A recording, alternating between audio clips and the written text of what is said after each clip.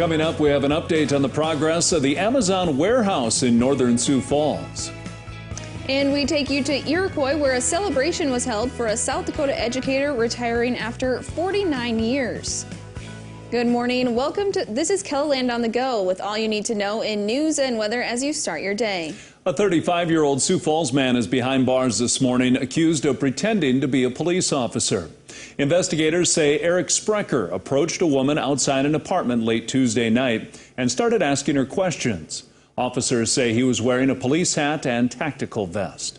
The woman thought Sprecher seemed suspicious and asked to see his police badge. Police say Sprecher then ran away, but authorities found him a few minutes later.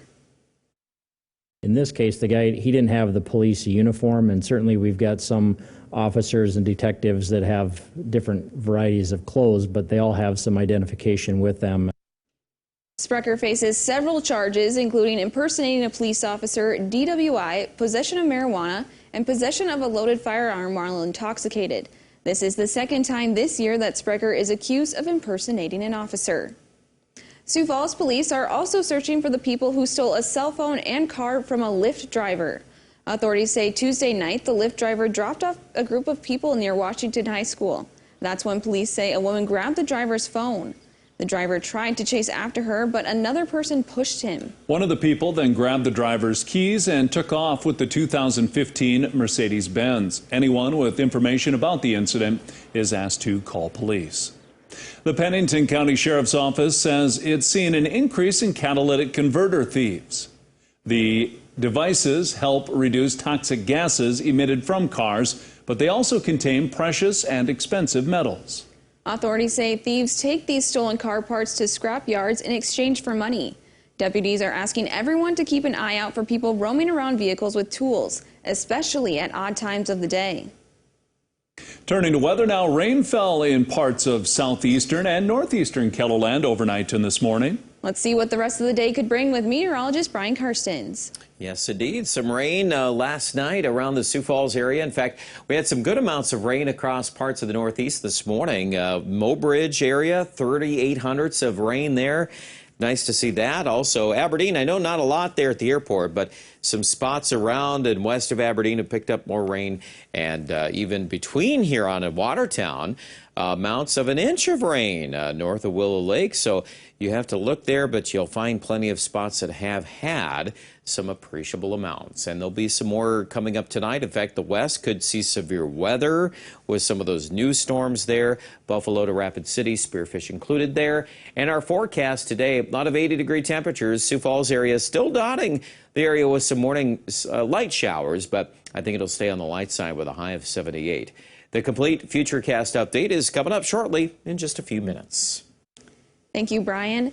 Amazon is making progress on its new facility in northern Sioux Falls. The 5-story distribution center will be the largest standalone building in the state of South Dakota.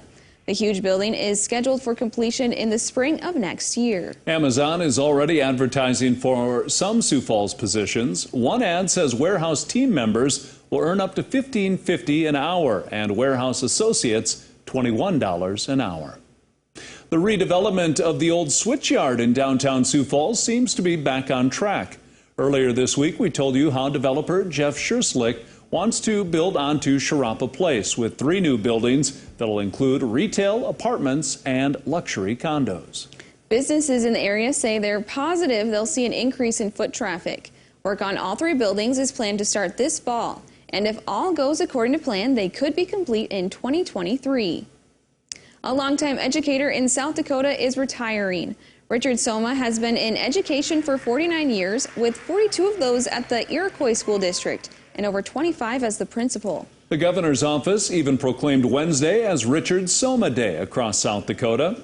A surprise assembly was organized at the school yesterday morning to honor him. He told me that he didn't want any fanfare. This was just going to be an exit. Well, I told him at that time that wasn't probably going to happen, and it wasn't necessarily my choice. There was going to be a lot of people that were going to be sad to see him go and happy that they had an experience with him. Soma will continue farming after retirement and says he'll have more time to do that during the day rather than at night. That's a look at some of our top stories. Now let's get one last look at your weather with meteorologist Brian Karstens. Brian? All right, weather today. Well, highs will be into the 80s for many locations in Kettleland after these morning showers depart in Sioux Falls. We'll have highs into the upper 70s later on this afternoon. You'll note, too, the wind out of the south. There's a lot of this running every bit of 15 to 25 with gusts higher. Late day storms firing up here in Wyoming and Montana. Now, this area of thunderstorm development should roll east into parts of western South Dakota this evening. Some severe weather is possible with that. I do think the collection of thunderstorms, though, will likely drift and fall apart into northwest South Dakota late tonight and early tomorrow morning. So Sioux Falls really doesn't get that rain. However, there'll be ongoing rain well east of us, probably toward Rochester and Minneapolis. The forecast tomorrow, couple takeaways. A lot of wind, a lot of 80s. Pierre could hit 90 tomorrow. But notice the contrast. Rapid City's probably holding even into the upper 60s late in the afternoon. And then the rain chance is going to sprout in western South Dakota Friday night. That could be another round of thunderstorms for some areas that are very dry. How about Saturday? Well, Saturday has a little tricky component to it with the Black Hills perhaps being cooler. We've got our official high at 65 in Rapid. We may end up cutting some of these numbers into the hills as some cool rain showers continue there. Sioux Falls will be plenty warm in the 80s for highs, and then thunderstorms Saturday night, again drifting through the same areas as South Dakota, the central and west. Sunday's probably better for rain chances eventually Sunday night to move into eastern South Dakota.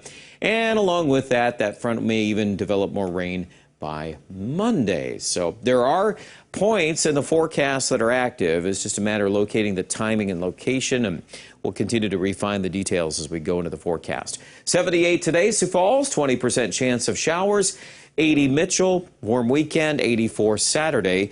20% chance of rain in Sioux Falls on Saturday, 40% Sunday, 50% Monday, as we see that frontal boundary interacting with the heat and the humidity. Aberdeen in the northeast looking at 40 and 50% chances of thunderstorms this weekend. I think Sunday, Mondays are the best chance, and I also think that holds true for Pierre, although Saturday is still a pretty good chance of thunderstorms with that active front draped here across parts of that region of Kettleland and Rapid City. Let's plan on rain chances going into the next several days, tonight, tomorrow night, and really into the weekend, both Saturday and Sunday. More details with the forecast at kettleland.com.